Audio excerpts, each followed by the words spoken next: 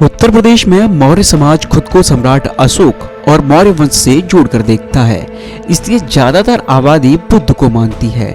स्वामी प्रसाद मौर्य भी इसी आस्था से जुड़े हुए हैं, लेकिन केशव प्रसाद मौर्य हिंदुत्व की राजनीति करते हैं।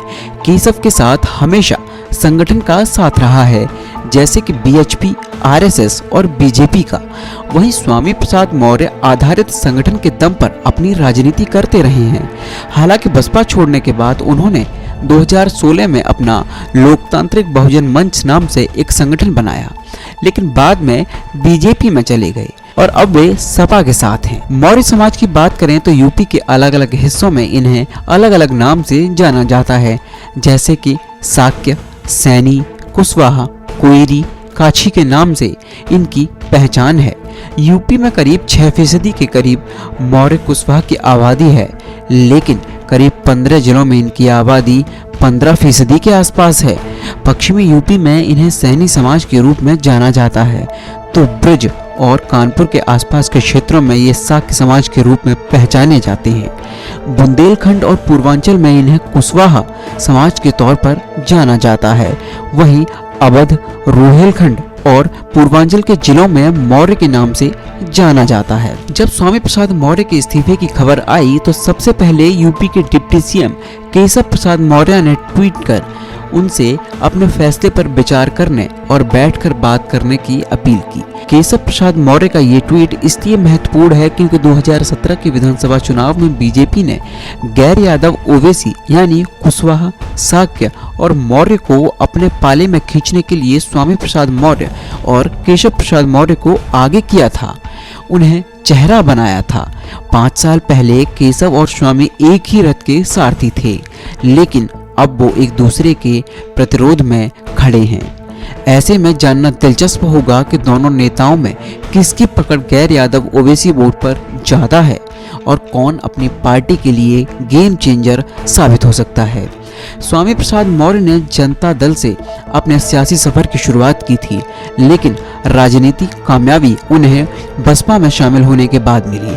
बसपा से 4 बार विधायक रहे और 1 बार एमएलसी बने। मायावती के करीबी नेताओं में स्वामी प्रसाद मौर्य का नाम आता है। वो बसपा के प्रदेश अध्यक्ष से लेकर राष्ट्रीय महासचिव तक रहे और विधानसभा में नेता प्रतिपक्ष की भूमिका भी निभाई। लेकिन 2017 के चुनाव से पहले उन्होंने बसपा छोड़कर बीजेपी का दामन थाम लिया। मौर्य सबसे पहले डलमऊ से 1996 में विधायक बने, फिर 2002 में भी डलमऊ से जीते। इसके बाद कुशीनगर लोकसभा से 2009 में बीएसपी के उपचुनाव लड़े, लेकिन हार गए। इसके बाद 2009 में लोकसभा चुनाव में आरपीएन सिंह के जीतने के बाद खाली हुई पडरौना विधानसभा सीट से बीएसपी के टिकट पर चुनाव लड़ा और जीत हासिल की। 2012 में बीएसपी के पडरौना विधानसभा से चुनाव लड़े और जीतकर नेता विपक्ष बने। 2016 में बीएसपी छोड़कर बीजेपी में शामिल हुए। 2017 में बीजेपी के टिकट पर पडरौना से चुनाव लड़कर जीतकर विधायक बने। स्वामी प्रसाद मौर्य के पिता का नाम बदलू मौर्य था। उनका परिवार बुद्ध को फॉलो करता है। वो अंबेडकर, काशीराम के सिद्धांतों पर चलने वाले नेताओं में शामिल हैं। यही वजह है कि वो शुरू से ही दलित ओबीसी की राजनीति करते रहे हैं। मौर्य 5 बार के विधायक हैं और बसपा से लेकर बीजेपी की सरकार तक में मंत्री रहे हैं। ओबीसी के तहत आने वाले मौर्य, शाक्य, कुशवाहा, सैनी समाज की राजनीतिक रुझान की बात करें तो ये वर्ग कभी भी किसी पार्टी के साथ नहीं रहा। ये समाज हर चुनाव में अपनी निष्ठा बदलता रहा है। आज़ादी के बाद कांग्रेस को वोट करता रहा तो लोकदल और जनता दल को भी इसने वोट किया। यूपी में ये सपा और बसपा के बीच भी बटा रहा। 2017 में इस वर्ग के वोटरों ने बीजेपी को वोट किया।